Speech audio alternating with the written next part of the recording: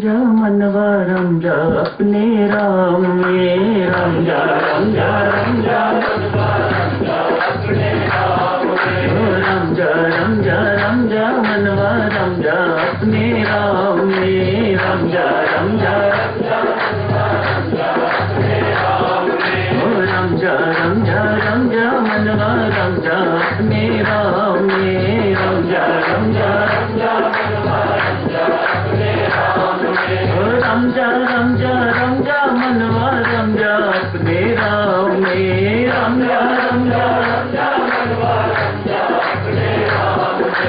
रम जा रम जा रम जा मनवा रम जा अपने राम में, रम जा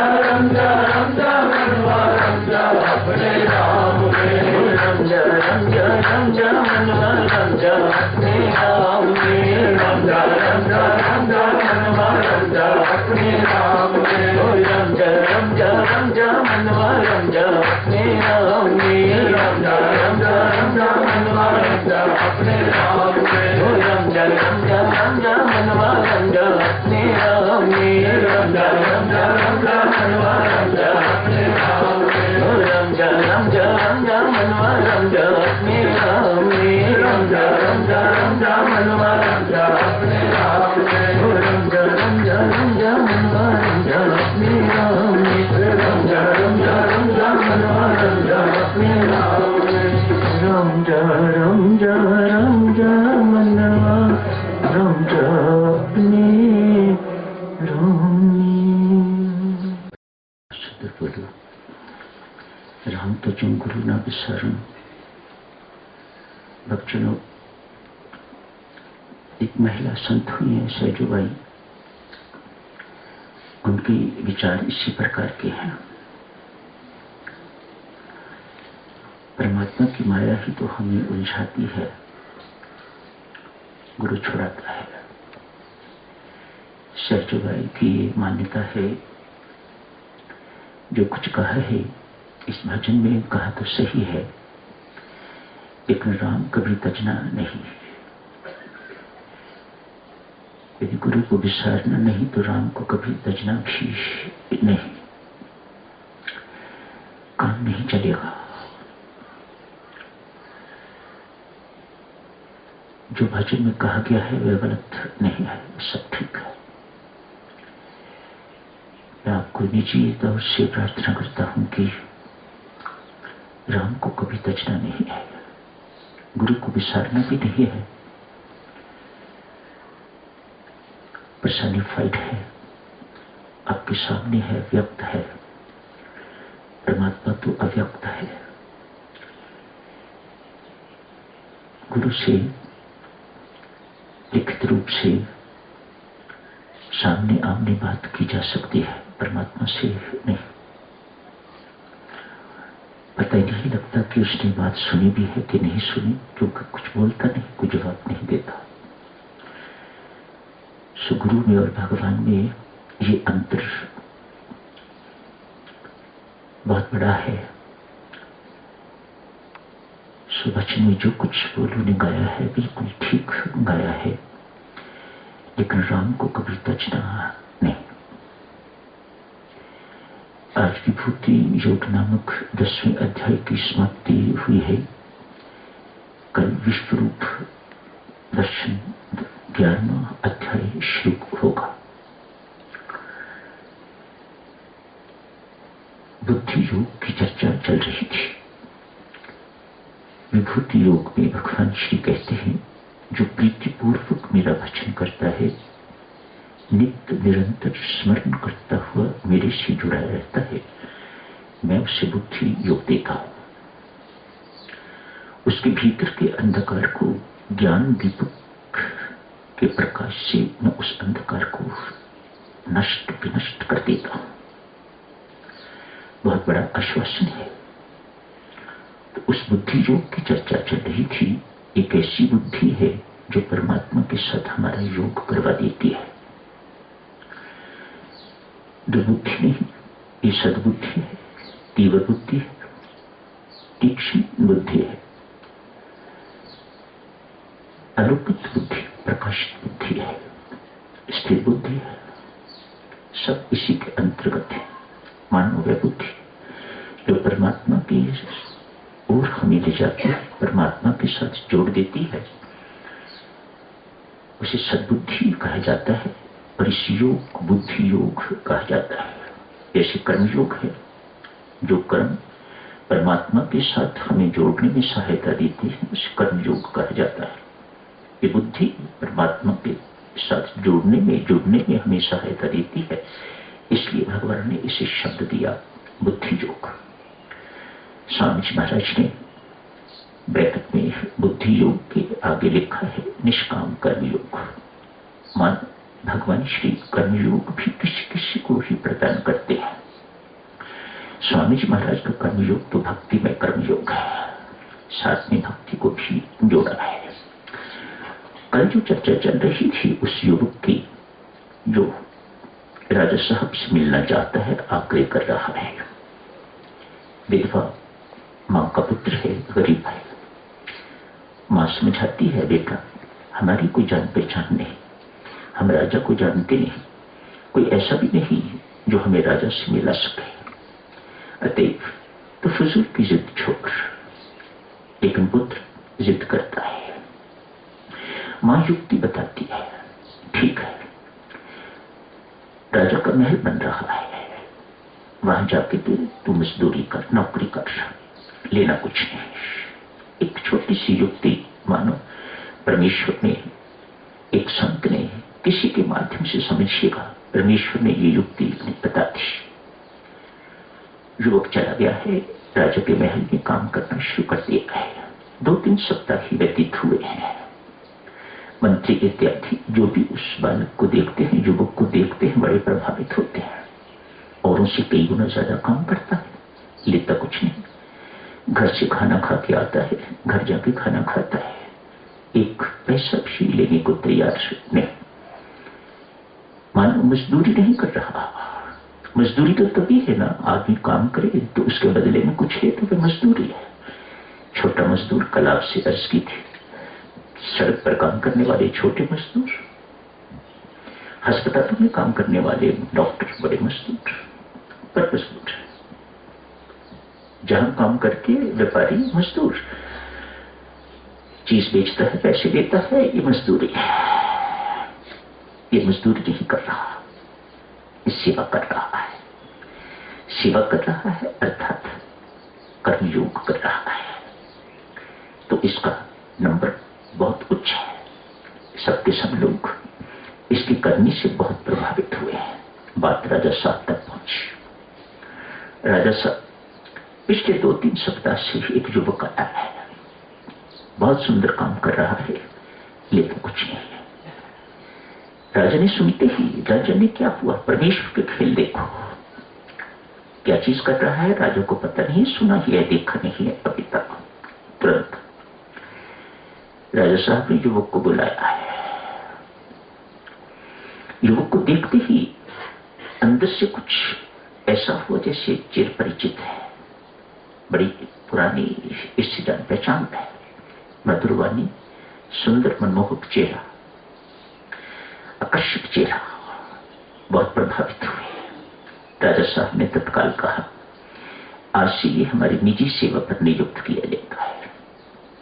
तत्काल घर मिल गया, महल में कमरा मिल गया, राजघराने का खाना मिल गया। निष्काम कर्मयोग ने अपना पहला प्रभाव दिखाया है।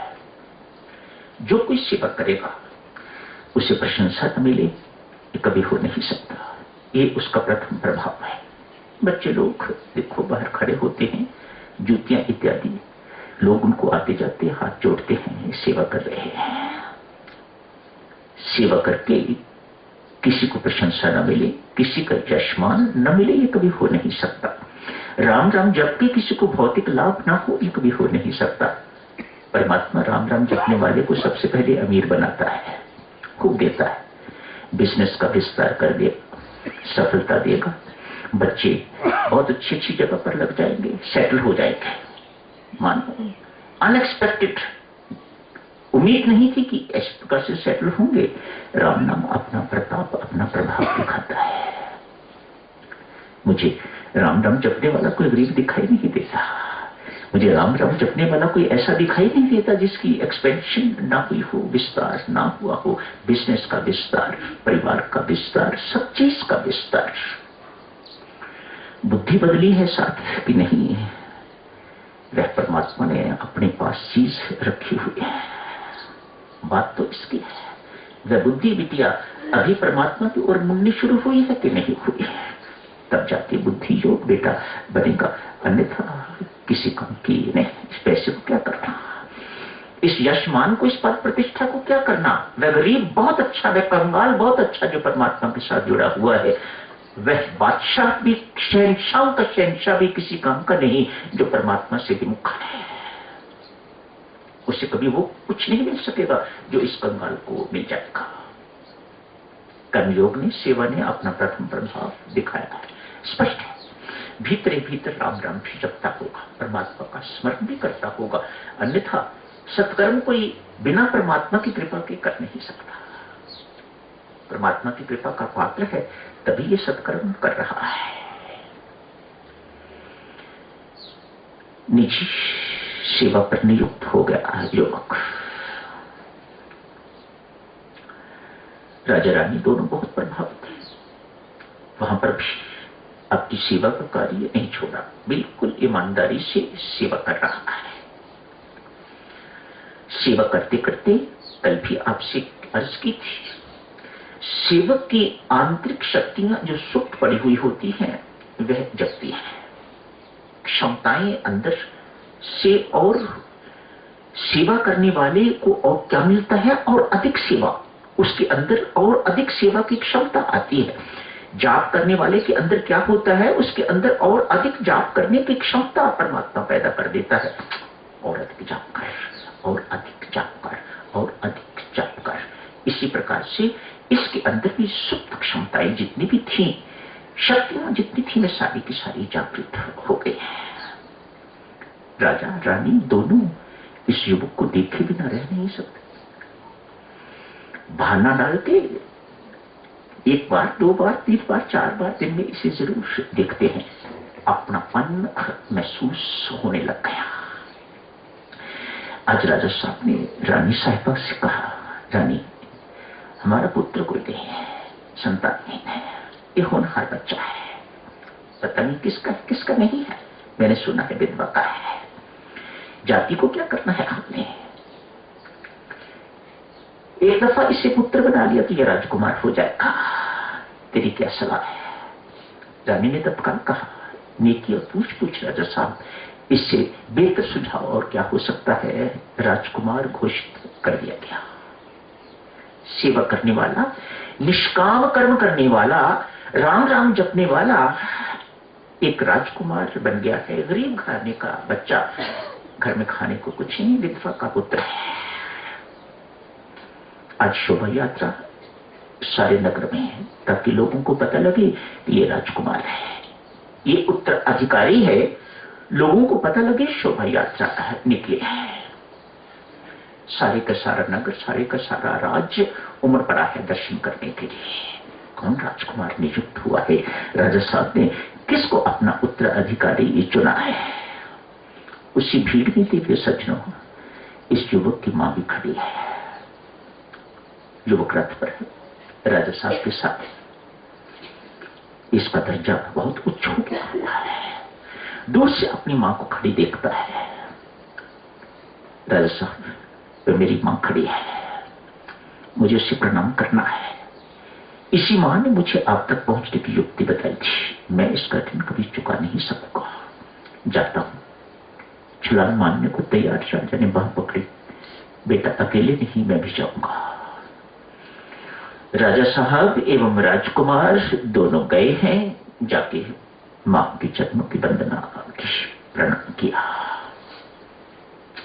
संत महात्मा साधक जनों यहां समझाते हैं, जिनकी बुद्धि आलोकित हो जाती है, जिनकी बुद्धि सद्बुद्धि हो जाती है, जिनकी बुद्धि योग देने के लिए तैयार है, साधक जनों, उन्हें परमात्मा के पास जाने की जरूरत नहीं। परमात्मा उनके पास आता है, परमात्मा उनके पास जाता है। कर्मयोग ईमानदारी से सच्ची सेवा करने वाले व्यक्ति को परमात्मा की प्राप्ति के लिए उसके पास नहीं जाना पड़ता, परमात्मा स्वयं उसके पास पहुंचता है। आज आपने देखा राजा साहब और कोई नहीं, वे परमात्मा ही हैं और वे कह रहे हैं उस वृद्धा के दर्शन उसे प्रणाम करने के लिए मुझे जाना है। जिसने तुम्हें युक्ति बताई है वह बुद्धि है, जिस बुद्धि ने तुम्हें ये प्रेरणा दी है राजा साहब से किस प्रकार से मिलना है, वह बुद्धि वंदनीय बुद्धि है। राजा साहब स्वयं प्रणाम करने के लिए तो गया है। ये सद्बुद्धि है देवियों सज्जनों, दुर्बुद्धि नहीं है।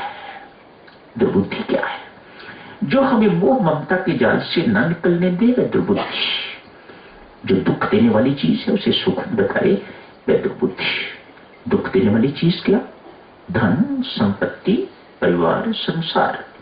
बच्चा बच्चा जानता है ये संसार दुख देने वाला है, इसके पास दुख के अतिरिक्त कुछ है ही नहीं, तो आपको देगा कहां से? आप लाख भटकना, जहां आपका दिल करता है संसार में चले जाइएगा, कहीं आपको सुख नहीं मिलेगा। जाओ अमेरिका जाके देख लो, लंदन जाके देख लो, जिस जिस जगह का नाम आप जानते हो वहां जाके देख लो, वहां आप सुख नहीं मिलेगा। क्यों? वहां सुख है ही नहीं। यदि सुख बाजार में होता, विदेश में होता, तो आज आप इस वक्त यहां ना होते।